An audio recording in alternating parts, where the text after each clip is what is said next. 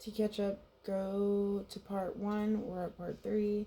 But we have our divine masculines going through a massive, massive ego death. I think this is one that's going to change a whole lot of things. We're currently looking at their shadow and distrust. I know they have done things to where they lost your trust.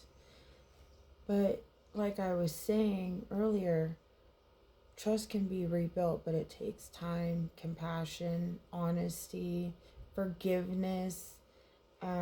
It takes all of those. And we can't be holding stuff over each other's heads, but we also shouldn't.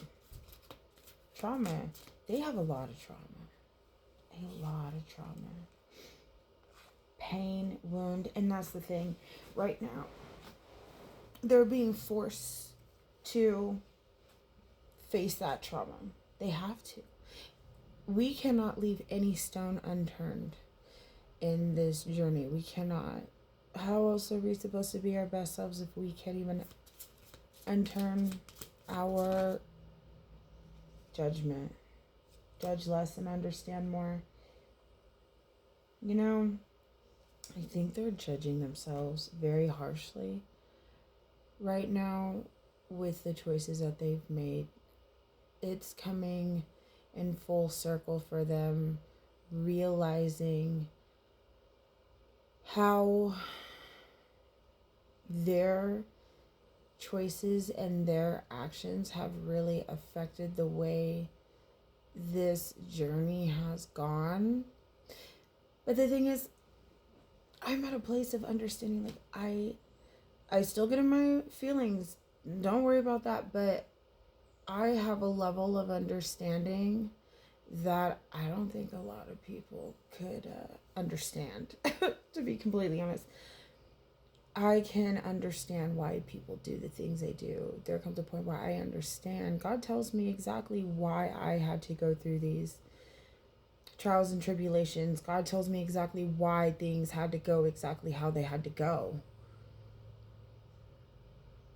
And I think once you've reached just a level of understanding, you really do judge less. Like, seriously, you take the time to put yourself in somebody else's shoes, but it's further than that. You put yourself in somebody's mindset. You know, you could tell me you offed somebody. Okay, well, there's a lot of variables that come into play. What happened? Was there drugs involved? Was this? You know what I mean? There is really just so many different variables to it. And I try to see all of them. And they're afraid of rejection. They are afraid of rejection because they know how bad I just see them just their heads in their hands, and they are just sobbing, like hard. You know those cries where you're hyperventilating? Yeah. Any more on the... I didn't even get... Stagnation. They have been stagnant. Their choices have left them stagnant, and now they are receiving all of it. Everything that they have done, all their choices, where they're at, how they didn't choose their soul's truth, where they are just sitting inside of misery. Yeah. Movement. They need to move. Emotionally. Emotional intelligence. Mentally. Spiritually. Confirmation, bro.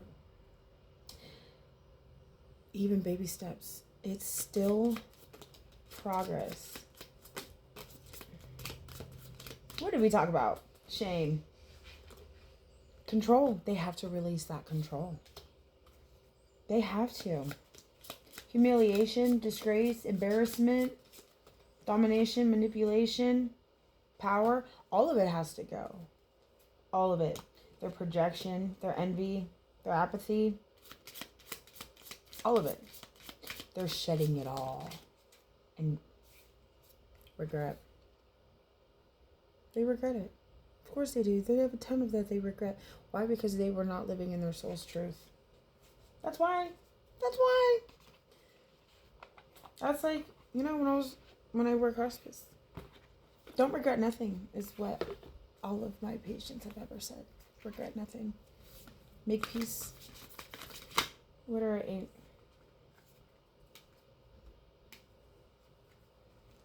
Important relationship.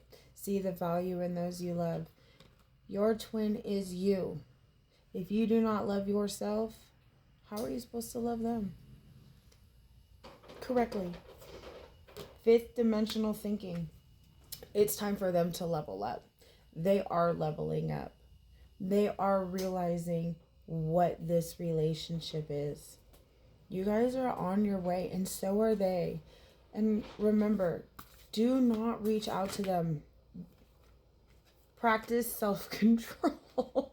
Literally, practice self-control. Don't reach out to them. They need to sit in this. They have to. Just like you were on that bathroom floor and on that kitchen floor begging God to make it stop. Yeah, they need to be there too. Nobody came to save you but God, right? Okay, let that happen to them too. You are doing them a disservice. They're about to turn a page. It's time for you to begin again. They are going to begin again. They need to. Because what was working for them, it wasn't working. Not one bit. Exactly. It's time to say goodbye to the old life and revive. It's time for them to shine as who they are supposed to be. What we saw from the start, and I just heard, like, don't give up on me. I'll make it through. You showed me what it takes to make it through. Forever grateful. But this hurts. I heard fuck it hurts. You're so strong. Because seeing that you went through this by yourself, all while living life, career, family, you did that. And I'm so proud of you.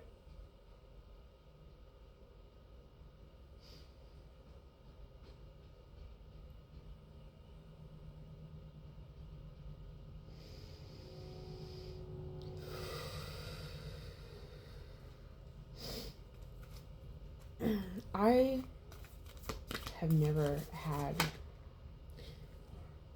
it's time to serve your highest good, but what I was going to say is I